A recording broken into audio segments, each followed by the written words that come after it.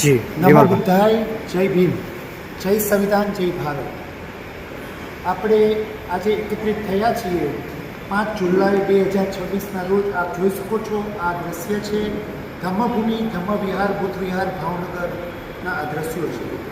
આજે સૌ અહીંયા ઉપસ્થિત એટલા માટે થયા છે કે ખૂબ જ દુઃખદ જે ઘટના બની થાઈલેન્ડમાં, જેમાં કે વિશ્વના શાંતિ માટેના સંદેશ માટે જે બૌદ્ધ ભિક્ષુગણ જે છે તેઓ વોક ફોર પીસ, જે શાંતિની યાત્રા માટે જેઓ નીકળ્યા હતા, તેમને લોકોની સડક દુર્ઘટનામાં ખૂબ જ હૃદય દ્રાવક ઘટના બની અને 9 થી 10 ભિક્ષુઓનું દેહાંત એમાં થઈ ગયું.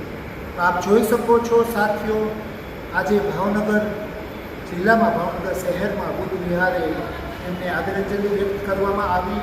અહીંયા સામૂહિક બુદ્ધ વંદના કરવામાં પણ આવી છે અને જે કેન્ડલને પ્રજ્વલિત કરી આપણે સૌ સાથે મળી જે બૌદ્ધ ભિક્ષુઓનું જે દેહાંત થયું છે, અવસાન થયું છે, એમનો જે એક શાંતિના સંદેશ માટેની જે યાત્રા હતી, એમનો જે સંદેશ હતો એ આપણે આગળ પણ ધપાવીશું.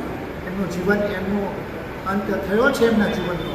પણ સાથીઓ, આપ જોઈ શકો છો તથાગત બુદ્ધની પ્રતિમા, જે વિશાળ પ્રતિમા બુદ્ધ વિહારમાં છે.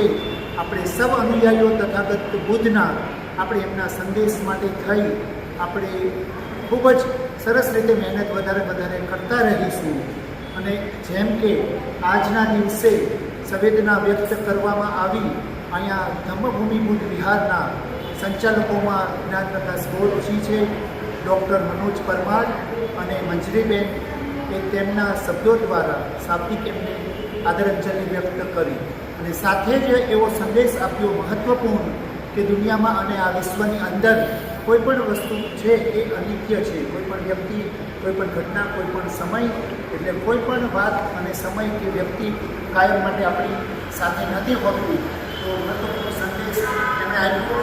સુખ અને દુઃખ પણ આ દુનિયામાં, આ વિશ્વમાં કોઈના પણ જીવનમાં એ જો હોય તો એ પણ એ ક્ષણિક હોય છે. સુખ આવે એમ પછી દુઃખ પણ આવે અને એ કાયમ માટે નથી રહેતું.